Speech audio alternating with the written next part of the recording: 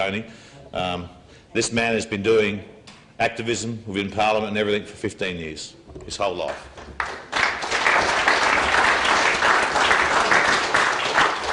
I'd like to thank everybody for coming today. I'm not really a real good speaker type thing. I've normally had other people doing my work for me. I was the person in the background doing all the paperwork type thing. My speaker I used to run with for lots of years, now he's sort of disappeared these days. So I'm going to try and read out a story if I can. It was a very true story about Adelaide. It goes back a very long time. I want you to get to know who the forgotten Australians are, who the people are that lived in care, that were abused and neglected. I still speak to people today and they still don't know who they are. They're our own people, that's who they are. They're the people we see on the side of the streets. They're really neglected, and as time is progressing, from what I've seen, things are really getting worse for these people. The idea of the government now, which I'm reading in some of the stuff too, the idea is just better lock them up because they're safer inside. A lot of these people started in institutions and be damned if they want to go back to an institution. So I'll try to get this story going, and it was actually one of my first stories I ever wrote. About 1992, I didn't really know how to read and write properly. That's the reason why I had to get other people to do the speaking and stuff type thing. I've taught myself to read and write pretty well now. This story I wrote has had lots of little variations to it over the years because every time I learn to write more, so I'll go back to this original story and I just correct it up a little bit. So please bear with me. Who knows the phrase, you can take a child out of an institution, but you can't take an institution out of a child? Or the other one, you shouldn't look someone down unless you're helping them up. Well, this story is just about that. I'd like to tell you a story about Adelaide. It goes like this. Just a day in Adelaide. It was one of those days in Adelaide when I didn't want to talk to people. I just wanted to be left alone. It was a cold, grey day in the city of churches. I walked down to Sconey Street. The place had changed. It had been many years since I said I would never come here again. All my old squats were gone. There was new shops everywhere. All the old hangouts were gone. Just the shelves remained with different faces, but the memories were still strong. I felt like I felt like the street was a part of my blood. The doorways I used to sleep in, the smells, the aromas that set me off, the flashbacks, the instincts of my brain. I really felt like a homing pigeon coming home, walking those streets. I had a lot of good times living there. As a kid in bad times. I was a ward of the state, on the run most of the time, and in those days I was not the only kid hanging out there. Many kids were there, all surviving in one street, living any way they could. Most of them were there through family or systematic abuse. All had our own tricks to getting money. Begging was one of them. A pie and a pasty was under $1 then. It was pretty easy to get a pasty. Living on a pasty a day was the life for a lot of people. Some nights the streets had kids on every corner begging for food, cigarettes, drugs, money. Many kids sold their souls as well. The street was a meat market for predators and pimps and serious drug pushers. The things we did to survive, we were so young, we didn't know how we were being used and abused, many taking advantages of our situations. We could not even fathom how it could leave scars in us, how the nightmares and the memories will last a lifetime. Sconey Street had the 7 deadly sins in it. It took many lives in many ways. Strolling past the big M's on the corner of Sconey Street and Bank Street towards the railway station, I walked past an old friend who was just walking past. This blew me away because he was still walking the streets after 30 years, going through bins. That's his life for him. 30 years, man, neglected. He was hanging out in town many years before my time on the street. This sure saddened me even more. I walked up to him and I called his name. I remember I was only the one of the few people that ever spoke to him back in my day. Not many knew his name except me. He turned to me and he looked shocked that someone actually called him by his name. He realised who I was after a good look at me and mumbled hello, and with a saddened face, the feeling that was going through my mind, holding back my tears, was very hard. I quickly opened my wallet and said to him, "My friend, the system is still failing you. You can have whatever's in my wallet." I had two $50 notes in my wallet and he took them both. Immediately after that, my eyes hit the ground and I was in tears. I couldn't even look at the guy. The tears were running down my face. I mumbled to him, "Take care of yourself, my friend," and I turned towards the railway station. That day, from grey went to dark very quick. I walked up to the River Torrens Bridge on the King William Road and looked at the old toilet block at Jolly's Lanes. Many kids in the old days hung around there trying to find a place to sleep at night. It was a dangerous place. You often awakened with men playing with themselves, enticing kids to come back with money to go to their houses with cold frozen backs. Many of these kids went with those people. With all those memories, I really needed something that I gave up a long time ago. It was alcohol. So I quickly found the nearest pub with an auto teller machine. I started drinking heavy down in my memories. I found myself in the gambling room and playing on a poker machine. Thank you for that speech before, it was good. Losing was more like it. Sitting beside me was three old fellas yakking away, there was. I have big ears and I don't mind listening over, what the whole fellas are talking about sometimes. It can be quite amusing. Well, sitting beside me, they were yakking away. The subjects was the wars of the state and the Ted Mulligan report. They was talking about things about what happened to them in their childhood. They was insinuating our stories weren't that bad. We had it harder, they said. One of their comments was on the lines of, they expect us to help them without our taxpayers' dollars for those rotten criminal kids. I would have snotted my kids if they were like that. They were still alive today, so they must have been treated all right. That was their response. The joke of the subject went on for another 10 minutes with them knocking the wards of the state and all the state issues. And the last comment, I reckon, he said they were all liars. After this, I was bawling. I was pretty mad. I had to say something to these old fools. I had to keep my cool in my intoxicated state. I stood up proud and I said, "I'm one of those forgotten Australians you were talking about. You think, because how your life was, we don't deserve justice for the injustices that happened or even help with our lives because of it.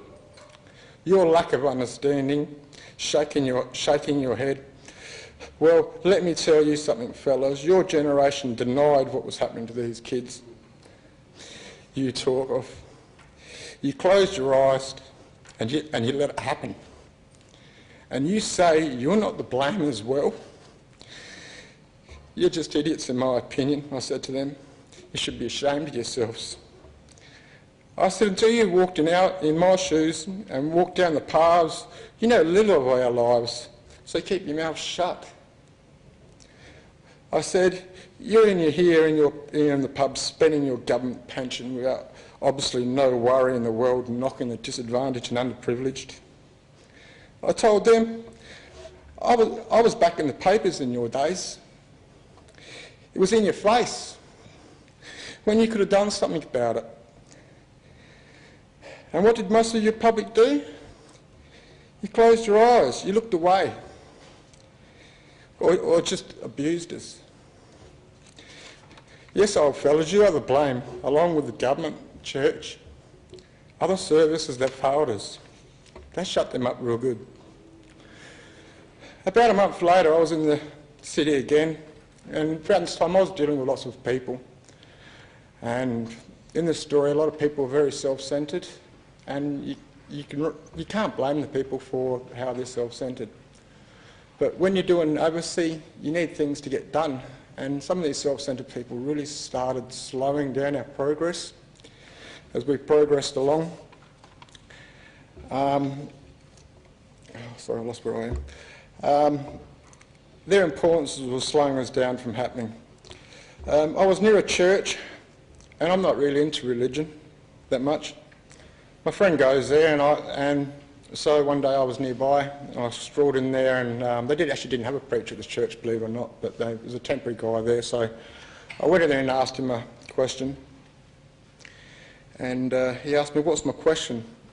And I said, "What's at the bottom of Pandora's box?" I simply asked. He looked stunned at me and asked me why I asked him this question. Well, I said, there's a lot of evil in Pandora's box, and I'm fighting some of it. People's selfishness and their evils. He said, well, the answer is a simple one. Once all the evil is gone, at the bottom is hope. It was an answer I didn't expect to tell you the truth. Something so simple, and the only answer it could be. So daily now I hold hope and faith a little closer. That was the end of that story. Now, I'm sorry if that was...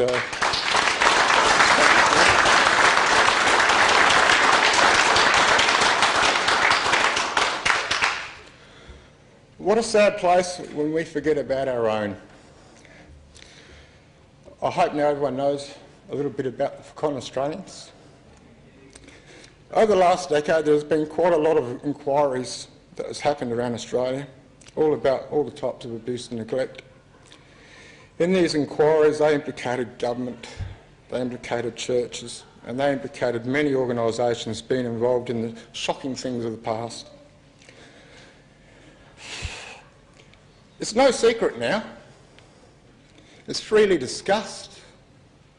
Pandora's box is open. From these inquiries came not hundreds of people, but countless of thousands of people. These numbers might shock you, but yes, just in one group alone, the last group of the inquiries, it was estimated that there was 450,000 people. And that affects lots more people as well. These forgotten Australians, I happen to be.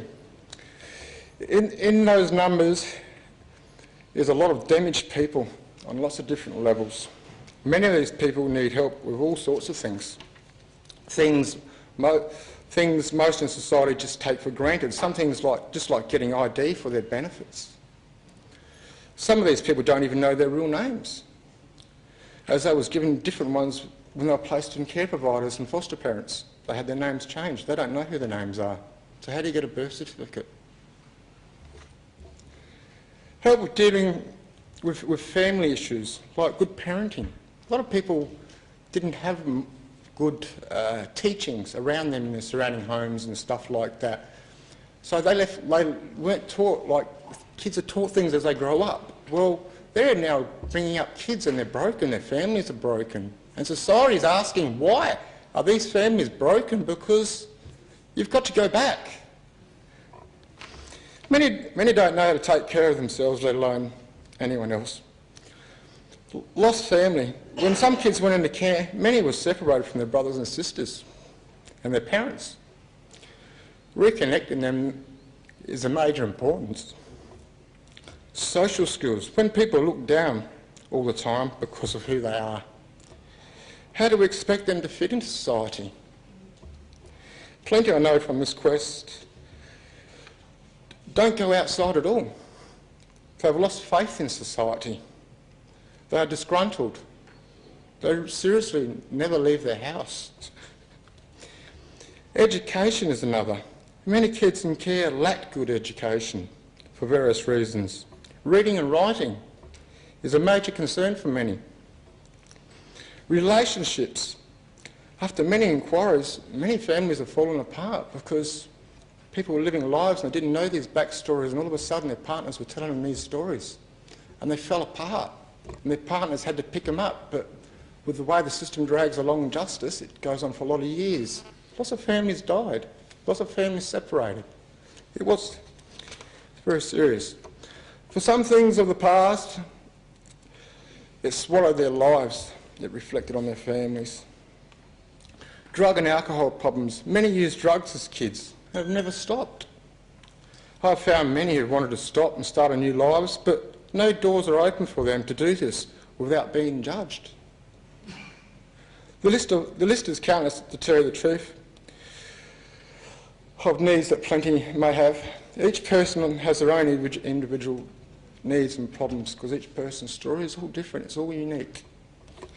Many of these problems need to be dealt with on grassroots levels and upwards, not no other direction. People involved have lost trust in government and church for help.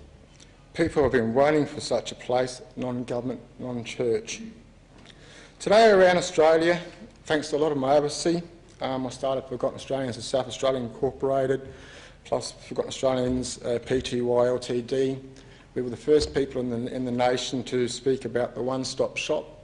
There were people that were in the system, post-care people can go and get further help. Instead of being dumped, in the old days you were dumped at 18. These days it's a bit different, there's different providers around the place, but a lot of people in those days were dumped. They needed help. I was dealing, as Mark knows, 24/7 doing counselling for just over a decade. It took a lot out of me. Today around Australia there is new services, places for people to go to get help for the need. I'm not sure I could call them grassroots style of services, but nevertheless people have places to go now. These places just didn't pop up. They took many years of work and pressure on the government to happen. In South Australia, I will note some of the good people who really were the motivators and things to happen for many. In Parliament, first I would have to honour, and I mean honour, Family First member, he's no longer with Family First now, Andrew Evans. He removed the statute of limitations, which helped bring prehistoric cases forwards. Last time I spoke to him, he was in India, had some disputes with Parliament and all that, and he's really a top bloke, really top bloke with his efforts removing those limitations. And another person I'd like to talk about, and I was hoping she was here tonight because there's some things I'd really like to say to the lady, and that's the Honourable Anne Brasserton. She deals with lots of issues. Some issues people don't agree with. Some issues I had to work with people to make things happen in the system. She's the only lady in South Australia that helped us. She, in Parliament, pushed the state ward bills through. She pushed the mandatory reporting bills through. She pushed the harbouring laws through. She pushed the mandatory minimum bills through. She was the lady that was the edge that we needed. She's been in Parliament, I think, for 8 years, and I believe about March, her time's nearly up. Me, myself, for Upper House in South Australia, our government's trying to shut down. It'd be the most dangerous thing that our state ever does. They are our checks and balances. You can just look at Queensland, to what happens up in Queensland. There is no checks and balances. We need those people there. They might cost us a lot of money, but they are worth their cents, some of those people, their dollars. They are really, really are. She is just... People, because of other reasons, knock her, but they've got to realise that put some issues aside and have a look at what she's done, because she's done a hell of a lot.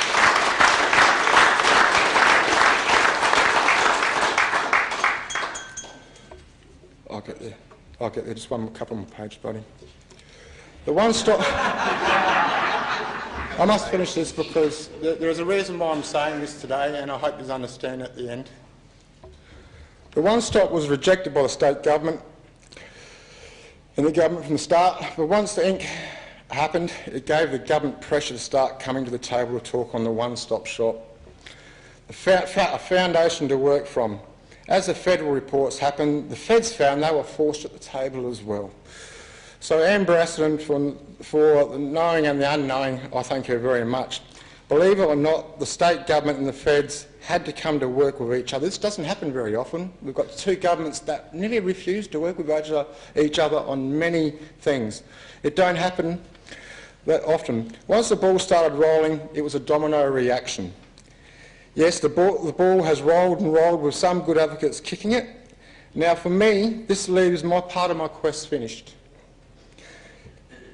People have a place to go for help now. As an advocate for many years, I've come to learn about many things that have happened in Adelaide. Some very shocking stuff. Now, many things were forced to happen. They just didn't happen. Will I walk away thinking everything is perfect now? Job fully accomplished? I would love to, but I have fears with new laws coming. How the numbers of kids in care are going to rise to levels where the government can no longer possibly take care of those numbers. Okay, it's good for the government to have changed laws around the place to protect kids, but where are they going to place these kids? To take kids into care, you must have a place for them first. Large places with kids in the past has been found very damaging. So smaller places are now around Adelaide. Then numbers can be handled, but what happens when they are full? Does the government just put kids in motels and employ staff members to mind them? Will they make big institutions again to cut costs? Laws are appearing again around the country where government have control of kids before they're even born. Okay, some are warranted, but some are not. Many will end up in some form of care arrangement. I'm sorry, but I don't see this as acceptable. More understanding is needed. Things can happen in those places that, as proved, can affect them for their whole lives, and them consequences carried on for later generations. These kids need love and understanding, not treated like they are unwanted and treated like drones. The definition of care needs to be monitored because there is plenty of levels, and not just on one that needs to be addressed. I ask all here, what do you think is the most important thing of these three words? Education, prevention and cure. Is it education that you think it is about such things' importance? Learning from the past, teaching and teaching from it. Is prevention the most important? Stop it from being, stop it happening, or cure. Dealing with people or consequences after it happened, trying to heal someone broken, is a very hard task. I see education as the most important issue of the three. If people can understand why things happen, a better chance we have at preventing, and you won't need a reason for a cure. We have a chance, there's cure, I hope you understand what I meant there. We have a chance to make sure that they do not happen again. We can only try. We will never have a perfect system working, but at least, last page, I think, we have a system that can work. We have a system that we can work on. It won't just happen. It will always need advocates watching and working away. The latest inquiry is a federal inquiry. From it will come recommendations. It's hard to explain how we all have different governments and how they rarely work with each other on some matters. These recommendations, the states have no obligation to follow. It's a federal recommendation. States don't have to follow federal recommendations. They might, but they don't have to. Well, who will be pushing the ball? Well, kicking it till it does happen, because something's got to happen on some of the Forgotten Australians report. We had to go back after that report and have another report. It was called the Revisited report. Yes, thousands of dollars, big dollars, to make them go with the first report's recommendations, because they wasn't hearing to all of them, the states and stuff like that. It really was a lot of years of work. People don't understand what it's like working every day on this subject for over past 10 years. You know, I started this in 1986, so it's been a long quest for me. It will need good advocates in all states to put pressure on all the states to fulfil the recommendations. We don't want to see many more generations of kids living hard on the streets or in so-called care. I hope Mark Aldridge ideas of the Alliance will be able to pull best advocates together on these matters in the near future. Over the years as an advocate, I have been stuck in my ways in dealing with things. For new things to happen and fresh ideas need to be discussed. Out with the old and in with the new. It is now time for people to keep an eye on the kids in care. More than ever, with the growing numbers, for me today, I will be stepping down as my role as an advocate for system leavers of Forgotten Australians around Australia. I will be available for Mark to give a hand where I can. Next year is the election time in March.